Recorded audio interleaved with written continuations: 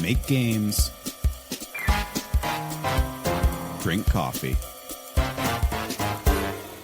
Good morning. I'm Aaron Nemoitin, and this is Make Games, Drink Coffee, a podcast featuring conversations with game developers about their jobs, their hobbies, and whatever they're passionate about. Except for today. Today, I am doing something a little bit different. It is Thanksgiving weekend, and due to various scheduling issues, I just did not have a guest interview ready for this episode. So instead, I decided that I would sort of wing it on my own and respond to an email that I got from a random person who contacted me because I worked on the Madagascar game, which came out in 2005. The story behind this is that when I was 19 years old, I happened to see an ad, I think on Craigslist, for a junior cinematics designer at Toys for Bob. And at that point, my experience was that I had learned how to make websites using HTML back in like 1996, when HTML was all there was, and there was no CSS, and there was no JavaScript. And I had taken some filmmaking classes at Marin Community College. And that was it. I was actually planning on transferring to SF State, San Francisco State, to go to their film production program. But I did have a gap in my schedule where I could go and work for Toys for Bob. And it ended up working perfectly because what they would do at the time was to bring people on a 6-month contract as sort of a probationary period. And then if they liked you, they would just hire you full time. And if they didn't, they would just not renew the contract. While I was there, almost everybody who got brought on the same day as me, all on 6-month contracts, got rehired full time, and some of them ended up working there for a really long time after that, which is really cool. But I had always planned to transfer to a 4-year college after that. And so basically what ended up happening was that my 6 months ended the Friday before the Monday I was going to start at SF State. So my last week, I was commuting from my dorm that I had just moved into in San Francisco back to Marin County, Novato, to go work at Toys for Bob. Now, working at Toys for Bob at 19 was an incredible experience, and I honestly probably did not appreciate how great that place was until after I'd worked in the industry again for another decade and kind of looked back and realized that Toys for Bob was calm, it was well organized, they knew how to get good projects that would pay them to do what they did best. There were a lot of people there that had been working there for a long time. And I'm pretty sure that Toys for Bob's retention rate was way above industry average. There were people that were at Toys for Bob when I was there in 2005 that had been there a few years that only just stopped working there in the last 5 to 10 years. So there are people that were there for like 10, 15, 20 years. It's amazing. Anyway, Toys for Bob had extra significance to me because the founders of Toys for Bob had made Star Control 2 back in 1992, which is kind of one of the best PC games ever. It looks janky by today's standards, but it is an epic action RPG set in space where you have all these different game modes that include exploring a solar system, landing on planets and collecting resources, having conversations with all kinds of different alien species, and a battle mode that's like a top-down 2D thing that has all these different alien ships with their different strengths and weaknesses, completely different weapon loadouts, different strategies, and it's just super fun. It's got a really big sort of epic story that probably inspired Mass Effect and other games. It's really cool. Anyway, the co-founders of Toys for Bob, Paul Ritchie and Fred Ford, were basically at it together from the 80s all the way until I think last year when Paul finally went his own way so he could move to the UK to be with his grandkids, which is pretty cool. Anyway, so I was working on the Madagascar game as a junior cutscene designer, and I'm pretty sure this was the first time there was a dedicated person at Toys for Bob doing cutscenes. And the cutscenes were all done with just pure scripting. Like the same programming language and toolkit, which Fred Ford had developed, they called TFB script, that they used to make gameplay, I was also using to make cutscenes. And this is both a good thing and a bad thing. First of all, it was a pretty fully featured tool set. So when I learned how to use it to make cutscenes, I also learned how to use it to make gameplay. And I made a little mini game that ended up in the full game. But that also meant that it wasn't ideal for cutscenes, and there were a lot of weird things that I had to do to accommodate. With that groundwork laid, I should say that I wrote a whole postmortem about my work on Madagascar on my website, and I uploaded a reel of cutscenes that I worked on to YouTube. So every once in a while, I get people contacting me and asking me questions about it. So here's an excerpt from this email that I got, and I want to address these questions. So Shannon says, I wanted to ask a few things, if that's all right with you. Just to have it be specific, what was the production like from the idea of the scene to the final product shown for the ending cutscene of the New York street chase level, as well as the starting cinematic for the Save the Lemurs level? Okay, hold on. These are two different things that are very different points in the game. I have pulled up the end of the New York street chase level, and I'm just going to play it. I know this may not translate well to podcast form, but what you should know is that in the game, there's Marty the zebra, Alex the lion, Melman the giraffe, and Gloria the hippo. And Marty the zebra has escaped from the zoo because he wants to find a way to make it to, quote, the wild, which is a place he thinks he'll be happier because he's bored at the zoo. In the level, you play as the three other characters chasing after him. And the level ends when everybody converges at the same place at Grand Central Station. So I'm going to play that here and let you know that there's police surrounding them as they're trying to figure out what's going on. At the very end, they all get shot with tranquilizer darts and fall over, and it fades out.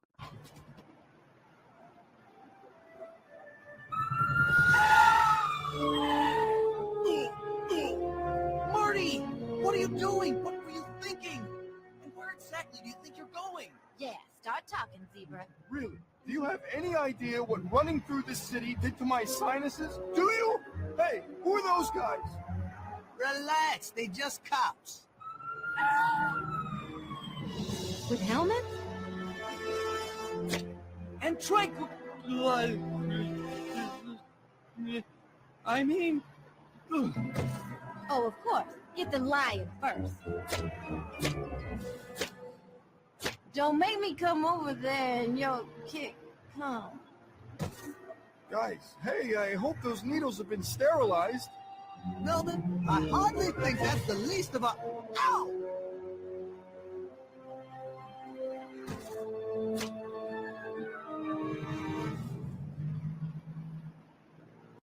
It's so fun looking back at this and remembering working on it. One of the things that's interesting about this is that this was storyboarded by one of the animators on the game. When I first started, they weren't sure if they needed to kind of have the animators direct the cutscenes and just let me implement. So they would give me storyboards and the script, and I would have temporary VO, and I would basically have to implement it as they had written it and storyboarded it. And so this one actually has a bunch of shots that were kind of a pain, and this was one of the early ones to implement, if I remember correctly. To sort of start from the beginning, in terms of how this was built, TFB script as a toolkit is set up for things like enemy AI. So that means it's based on behaviors. So it's a block of code that's going to run in its entirety every frame. And it's doing its checks like, is there something near? Am I walking towards a waypoint? And all of those things have a condition associated with them. So am I near this character? If I am, switch to a different behavior. Am I at my waypoint? If I am, switch to a different waypoint. So I can like walk in a circle or patrol or go back and forth or whatever.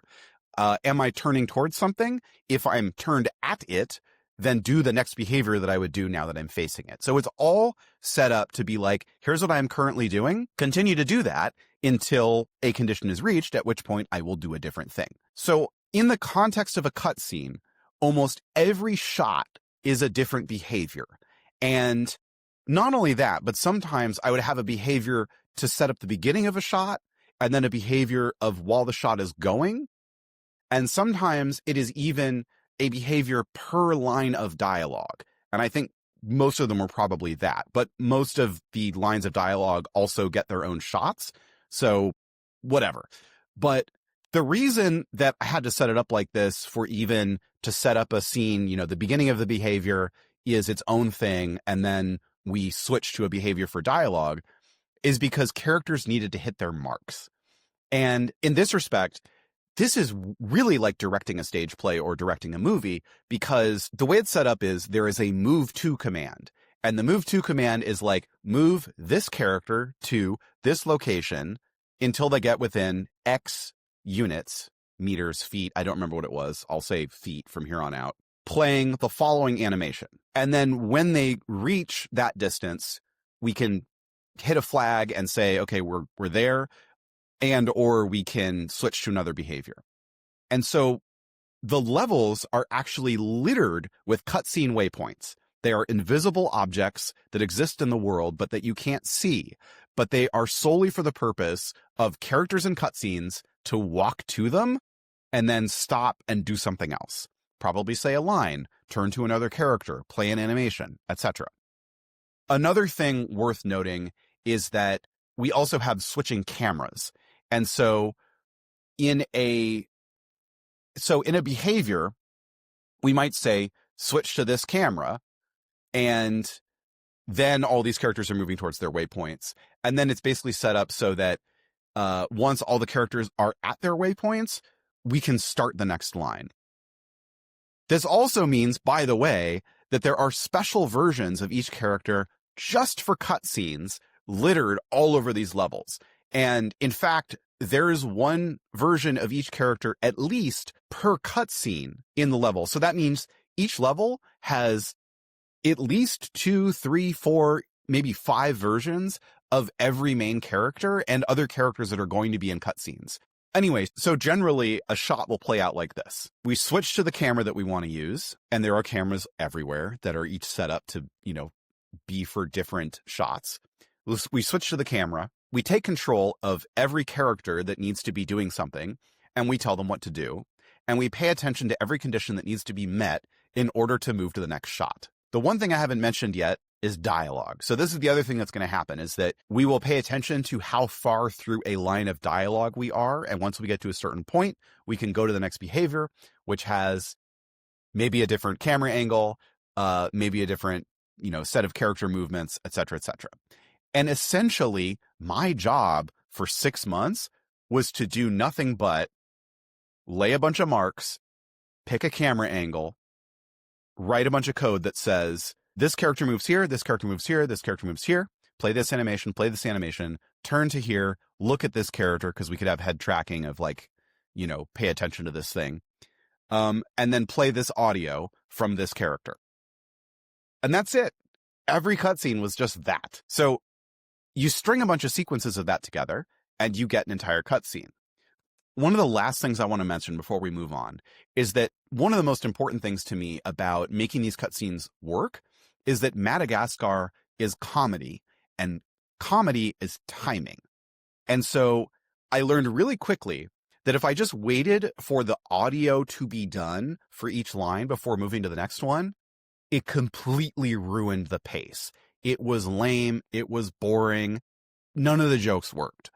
So I had to kind of arbitrarily pick different thresholds so that the characters would seem to sort of jump on each other with their dialogue. And often doing that meant that it didn't even seem like they were jumping on each other. It just seemed like normal conversation. Okay, so that's all of the basics. Now, the next thing I want to address is that in this scene in particular, if you're listening to this on podcast, which you probably are, you heard a lot of tires screeching. And that's because one of the things that was storyboarded for this cutscene was that a bunch of cop cars would skid into place sideways. And I don't know that anyone knew how I was supposed to do that when we started, but I kind of just had to figure it out. So I had these shots where I would take control of all these cop cars and basically have them move and turn at the same time and just do it all really quickly. And so really all you're seeing is that something's moving and turning at the same time, and we're playing this sound, and it gives the illusion that it is skidding into place in a kind of physicsy type of way. There are no physics happening here. It's just me doing this manually and basically opening up the code, fiddling with the numbers, hitting play in the cutscene, watching the cop cars skid into place, and then going, maybe a little faster turn, a little slower move, a little faster turn, whatever. and just doing that over and over and over again. The other thing is that the skids are staggered along with the camera panning from left to right. So again, like it's all timing. It's all when do I skip to the next thing? And it's all in code. It's all about what percentage of the sound is done, what percentage of the camera move is done, how many seconds have gone by from this to that. So in modern cutscene design, you tend to have timelines. You have a timeline view, like you're actually editing a thing, and you can scrub back and forth. And characters, you can see them move back and forward as you scrub back and forward, and you go, oh, at exactly this point, I want this to happen. Oh, they hit their mark here. Great. This is going to happen like this. I got none of that. No timeline whatsoever. Everything is code. So I had to be very patient. I had to do a lot of iteration. I had to wait for the build a lot because sometimes I had to test this stuff on the PS2 instead of simulating it on the computer. And sometimes the build time would take so long that I would have an actual game in my development PS2 and I could play it for like 5 minutes while I waited for the build on my computer. And then when the computer build was ready, I would like save my game and then restart the PS2 and then like restart it in dev mode and load the game into it from the computer and then play it and then go back to iterating and then do the whole thing again, play a game for 5 minutes while the computer is busy. In this way, I beat 3 Ratchet and Clank games and a really cool underappreciated game called Sphinx and the Cursed Mummy. Check it out. It is a action puzzle platformer. Very clever. Very cool. Make Games, Drink Coffee is brought to you by me. Yeah, Aaron here. There's no sponsor. It's just me doing this by myself. Enjoy the music. I made it to be talked over, just like this. Anyway, how are we feeling about this whole podcast thing? I would love to hear your feedback about how I'm doing. Are the interviews too long, too short, too loud, too fast, too, I don't know, some intangible feeling you can only describe by way of analogy? Email me at makegamesdrinkcoffee@gmail.com. I am serious. I promise I will reply. Okay, that's it. Maybe someday there will be a real ad here so I can pay myself for doing this podcast, but that's not the case yet. Anyway, back to the interview.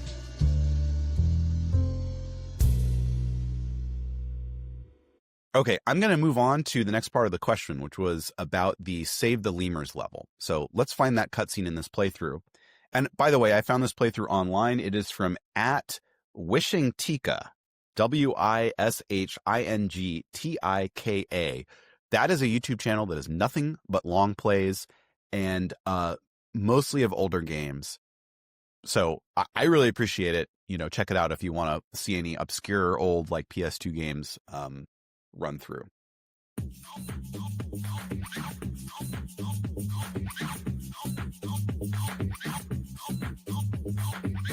All the characters run in while the lemurs are partying, and the lemurs run away and hide.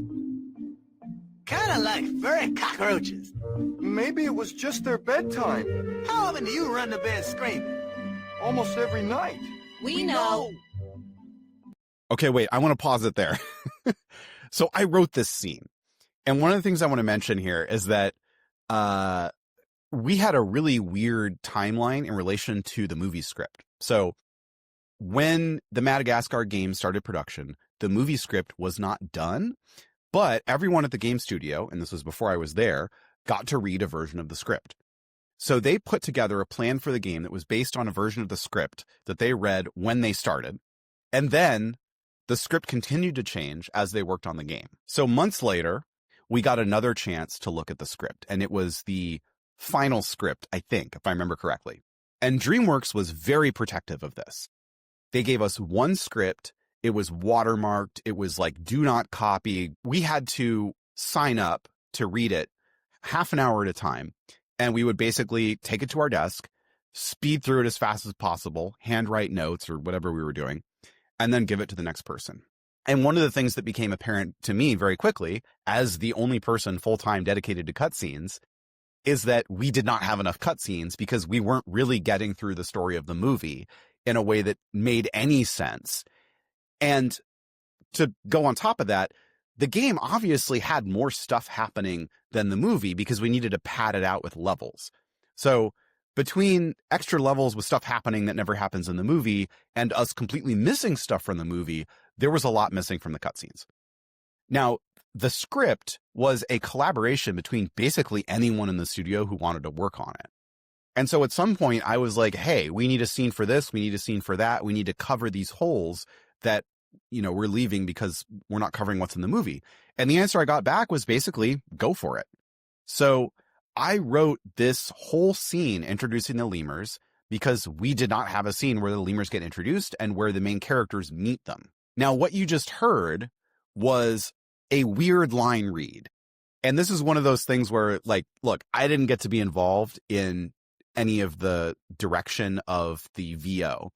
And for the most part, the voice actors, who were all impersonating celebrities who did the movie voices, they did a pretty good job of interpreting the lines that we had in the script and doing it while impersonating the other actors, right? It's Chris Rock, Ben Stiller, Jada Pinkett Smith, and David Schwimmer as the main characters. And obviously, they're not going to do the voices for this game. So some professional voice actors did those jobs instead. They did a really good job. But occasionally, the line readings don't quite match the context.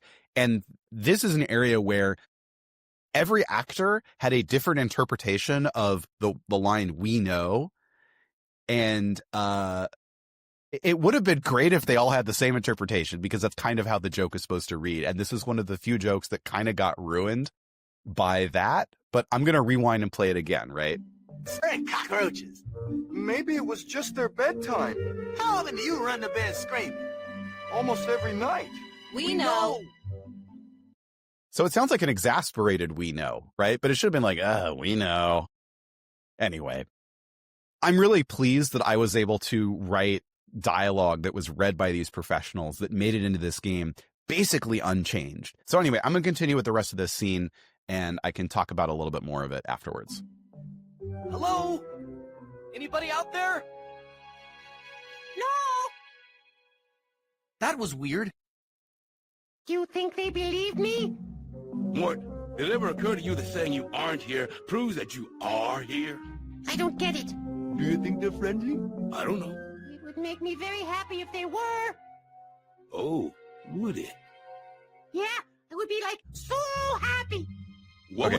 I'm going to pause it here to note that the lemur models and the main character models have drastically different levels of fidelity. And the reason for that is pretty obvious when you think about it. Animation data is very expensive. And the more bones you add to a character, so the more fidelity to their movement, the more the animation gets expensive. And we already had a pretty limited memory budget in this game.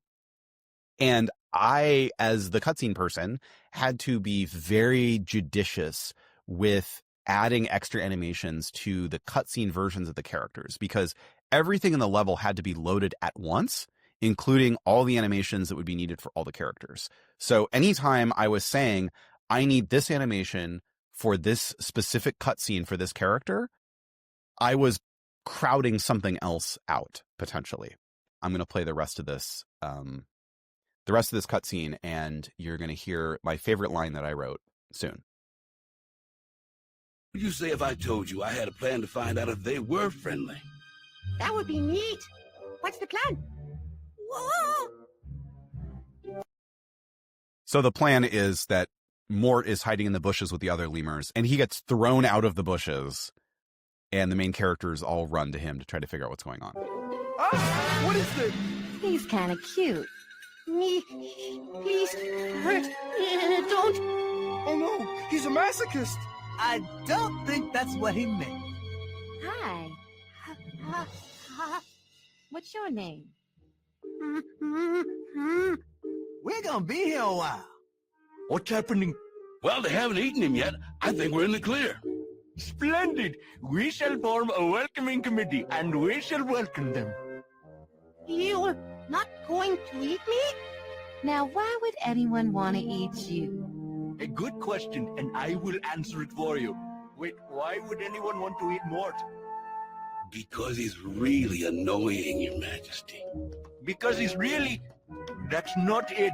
It's something else. Okay, one of the other questions in this email I got was there any resource that was given to you and the rest of the team from DreamWorks? If so, what were those resources?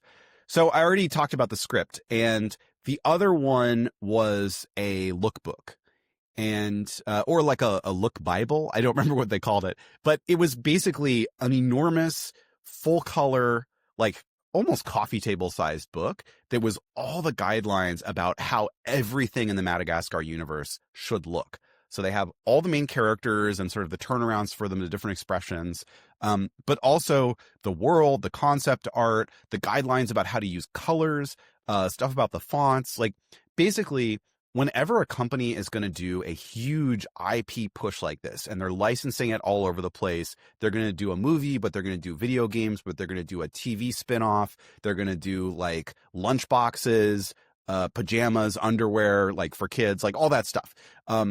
They put out these guides that unify the look of the IP across all of those different things. Okay, so there's nothing else specific in this email that I could answer by like playing through the cutscenes here, but I do want to mention a few other interesting points. One of those is that I mentioned the limited animation budget, and this was also limited in terms of what our animators had time for.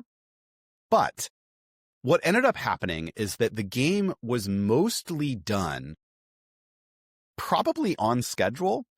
And this is after I left, but I kept up with people a little bit and sort of heard what was going on. And what ended up happening was that they went back and they did another pass on some of the cutscenes they deemed as the most important that they wanted to redo with bespoke animations. So the first few cutscenes in the game, the really important stuff in terms of introducing the characters, that got redone with all these custom animations. So if you go watch a playthrough of the game, you're going to see a lot more bespoke animations in the beginning of the game than anywhere else. And the other thing that happened is that the music got put in after I was done with everything else. So my contract is over, I go back to school, and then once everything was basically content complete in the game and they were just bug fixing, they sent it out to get music. Another thing I want to mention is that when I said earlier that I was given storyboards, that didn't last very long. Because what happened was I started doing some of the cutscenes that were like just between things on my own. And the studio leadership noticed pretty quickly that I could kind of direct this stuff without help. Like I could come up with interesting angles and keep things moving and keep things interesting. And so there weren't many storyboards given to me after the first like 3 or 4. And somewhere in my garage, I still have all of them because when I left, they let me keep my whole pile of notes, the pile of storyboards that had been given to me that were all hand drawn by one of the animators there. And I also have my stack of dev builds. So every single week, I believe it was like Friday morning, or maybe it was every other week, they would burn a bunch of copies of the game on DVD-R that we could play on our PS2s from start to finish. Because when we were playing by loading it like as part of the dev kit, we could only play one level at a time. So I have, like 30 or 40 dev builds, and they'll only work on probably an emulator or a modded PS2 that's like, I don't know what the term is, like jailbroken or something. But at some point, I'm going to figure out who I can take these to and have them like saved for posterity, because it's actually a really cool way to see how a game comes together.